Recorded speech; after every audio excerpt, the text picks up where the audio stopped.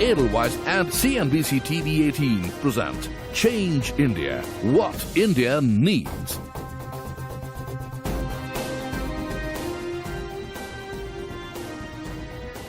Hello and welcome to this special edition of Change India. I'm Shereen Bhan. Prime Minister Modi's mantra is Make in India, sell everywhere. But the Indian manufacturing story has been up against several crucial hurdles. The government has for several years now tried to enhance the manufacturing to GDP ratio to about 25%, but hasn't been able to achieve that. The UPA failed. Will the NDA deliver?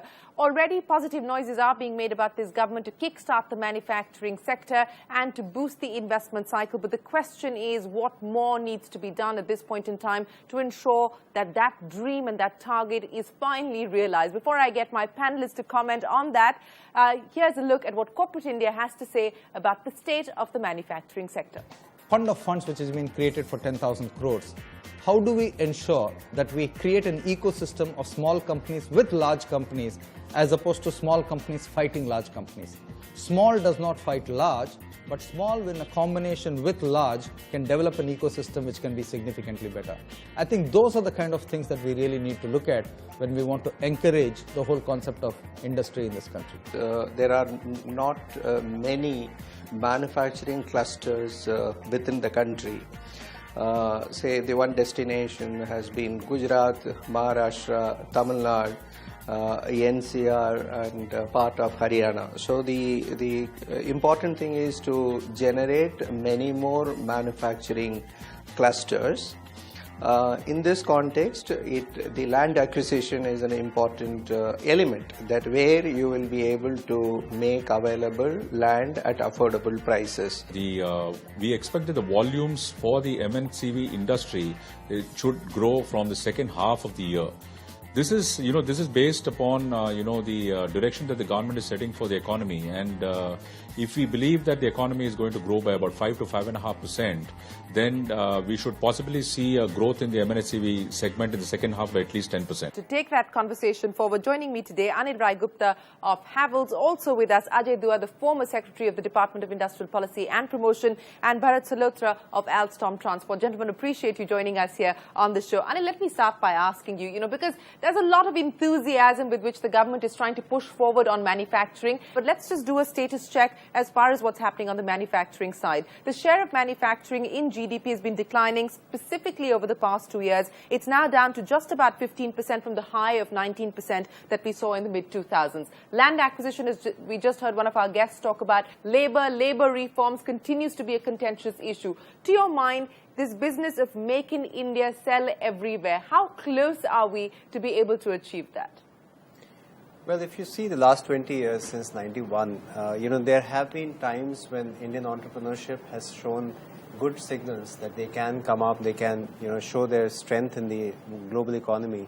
It's only in the last 3 or 4 years, if you see particularly, that there is a sentiment which is so down that people feel that there is not conducive environment all around us to build manufacturing capacity. I think there has been a lot of build-up. There is a lot of, I would say, positive environment amongst the manufacturing industry that things will shape up.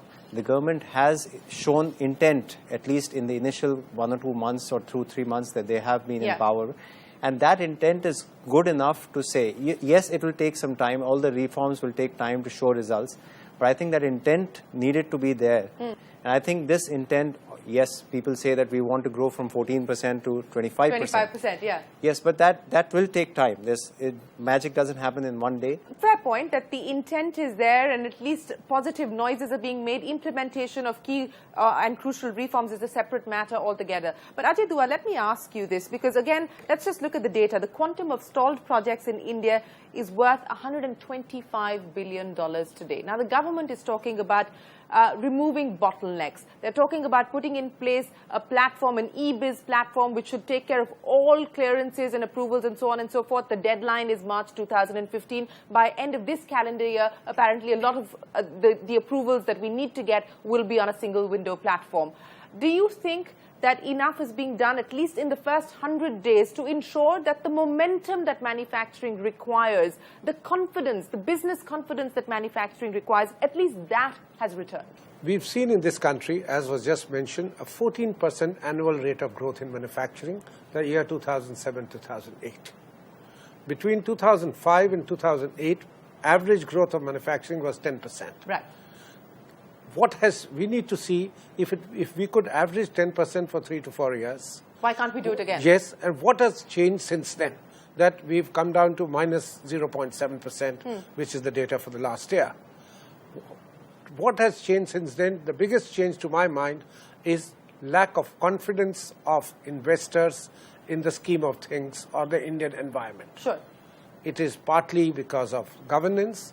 It is partly because things were not changing fast enough. People thought that things will improve.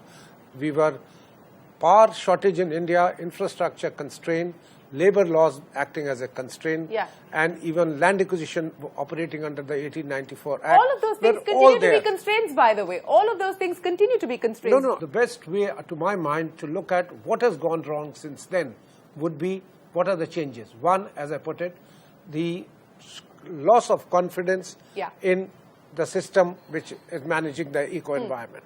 Second, I would put interest rates. Those were interest rates at that point of time were in single digit 5 to 7% range, and now you see them in 12 to 14%.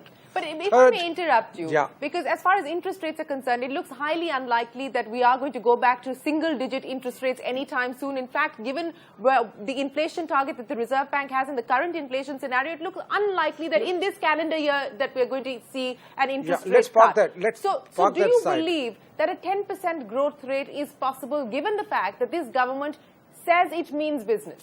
Certainly not within this year.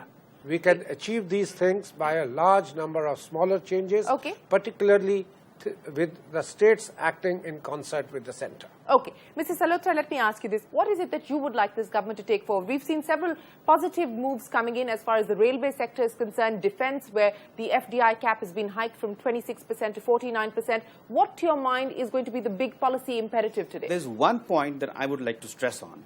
And that, let me start by saying that in any country, and that includes India, government is always the biggest buyer. Government is the biggest buyer. And the process of procurement of the government needs to be such as to incentivize domestic manufacturing, which is not the case today. Take the transport sector. In the rail transport sector, there is really no incentive to me today to manufacture my metros or my signaling system out of India. And that is true for every other field. Okay. We need to, I remember the Buy America Act, which was legislated in 1933 by United States of America. It was signed by President Hoover on the last day of his tenure, in which he mandated that all public procurement the effort would be, any domestic manufacturer would have a significant advantage. But is that really, in a free competitive economy, is that the route to take, that mandate procurement from domestic manufacturers? No, what I would say, you see, today we are talking about adding 1 million people to our workforce every month. On the one hand, we want work jobs to be created in the country. On the other hand, we have a reasonably good technical skill sets. We have a large labor workforce which is craving for jobs. The government needs to incentivize. If a foreign company wants to set up base in India, it should be a mandate for them to set up a manufacturing base out of India, which is not the case today. You raise an interesting point. Let me get both of you to respond to this. Do you believe that the time has now come to mandate companies to be forced to set up manufacturing facilities in India, procure from domestic manufacturers? I mean, we're talking about free markets. Anything positive is a help to the economy, but I still feel that it's not really necessary. I still believe that there is a lot in India which can take it up to the next level. The next 20 years, if there is positive environment and if there's positive and conducive environment, the next 20 years can be India's. So give me the specifics of what you would like the government to do. For example, focus on power, focus on regional electricity, rural electricity distribution. Those kind of stalled projects, power, infrastructure, highways, if those kind of things are built up, the cost of manufacturing will go down. India will become far more competitive, not only nationally but globally. And that is the way to grow the business. I don't personally feel that mandating is the right way. Ajay Dua, let's talk about competitiveness and enhancing India's competitiveness, because I don't believe that we're going to go back to a command and control economy where people are going to be mandated to set up facilities and so on and so forth. You have the Americans still doing it. it. Sure, but you have seen China, you have the same story. Yeah. So countries have moved up the ladder by encouraging, by incentivizing domestic manufacture. How do you provide 1 million jobs a month? If you don't do that, you need to do some course correction in a process. Is this the course correction that is required, Ajay Dua, today? Manufacturing can never, and I say it so emphatically, create 1 million jobs a month. We should be more than happy if manufacturing can add a couple of million jobs a year. Right. The track record of manufacturing has been that. And we certainly do not, in this country, want to make our manufacturing non-competitive. When you just talked about competitiveness, by insisting that labor intensity be added.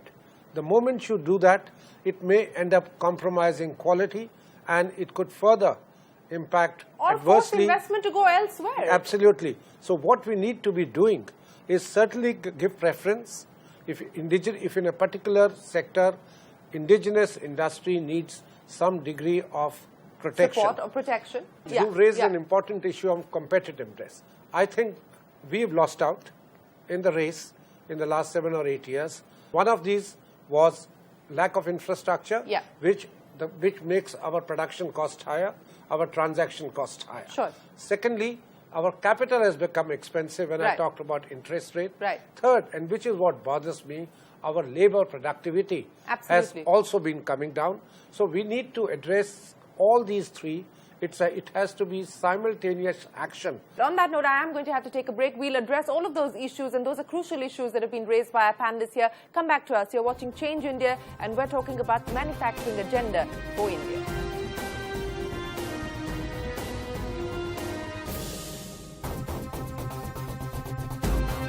Edelweiss and CNBC-TV18 present Change India, what India needs.